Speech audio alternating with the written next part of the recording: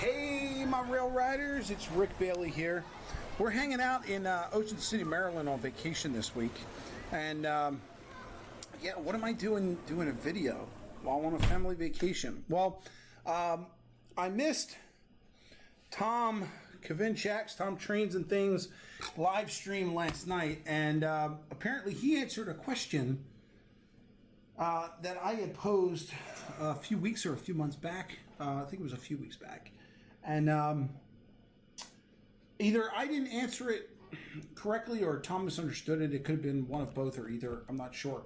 But I wanted to explain that because Sparky actually hit me up and said, hey, you need to watch Tom's replay because he answered your question.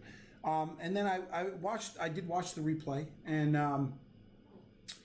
that's when I noticed Tom and I weren't on the same page. So, Tom, I hope you're watching this. I hope I can explain this a little better so that maybe you can help me out getting my stuff straight. I'm going to flip you over to my desktop view so that I can show you what I did is I have it set up on my computer that I'm actually on my work computer right now, but I can remote into my computer at home, which can then remote into my Raspberry Pi to show you my JMRI and Panel Pro. So let me flip you there. So you can see it says here NCE error using serial cable. That's because my actual layout at home is not turned on.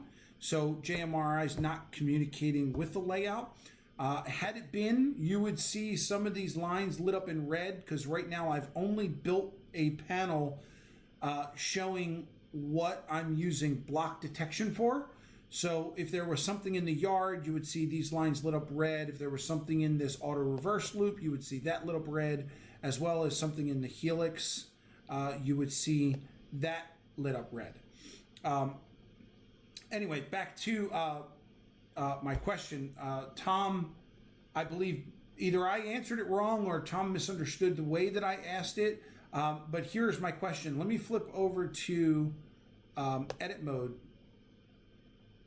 And in edit mode, you can see it gives you all the grid lines so that you can build your layout. But if you notice, here are these scroll bars at the bottom. I have all this extra space to the right, and I've got all this extra space at the bottom. Let me just scroll back here so you can see it ends here at the bottom of the helix. So what I'd like to do is get rid of all these extra grid lines.